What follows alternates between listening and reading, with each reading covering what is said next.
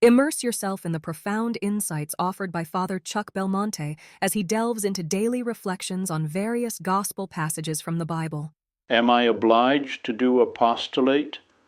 The Lord has risen from the dead, as he foretold.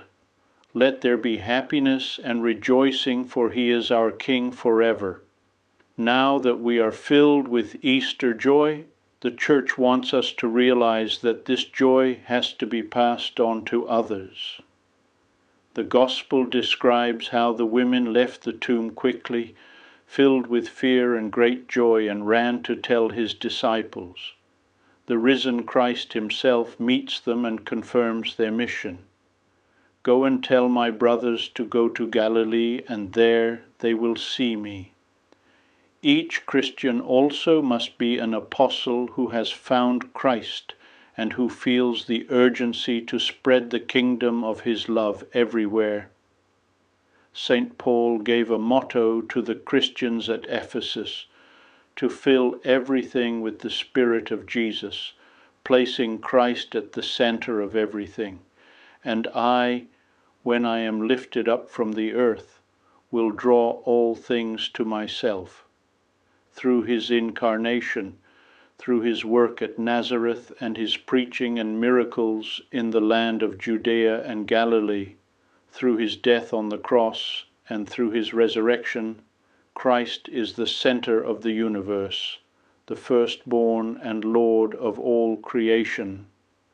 Our task as Christians is to proclaim this kingship of Christ, announcing it through what we say and do. Our Lord wants men and women of his own in all walks of life.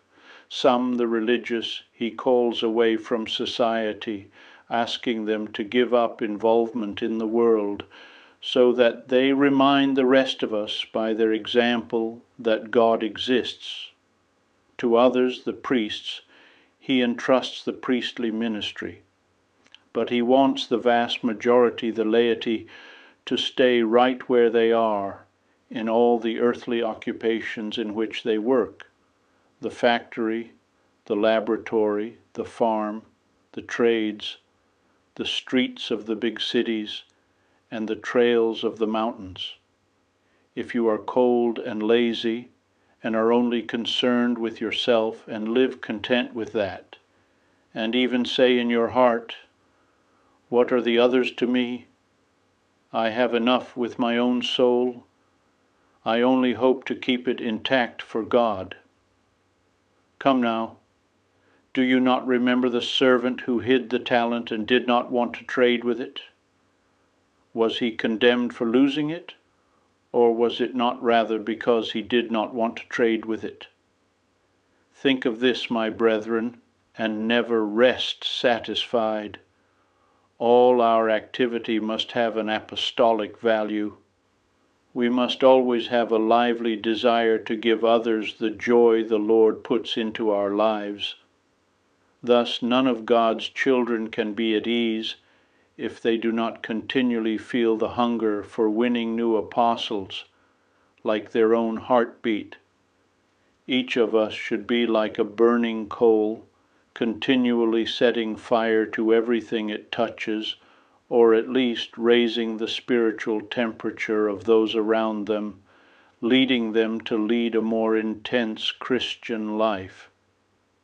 We must set all earthly paths aflame with the fire of Christ. I would be delighted to extend an invitation to you once again tomorrow for another insightful reflection on the Gospel by Father Belmonte.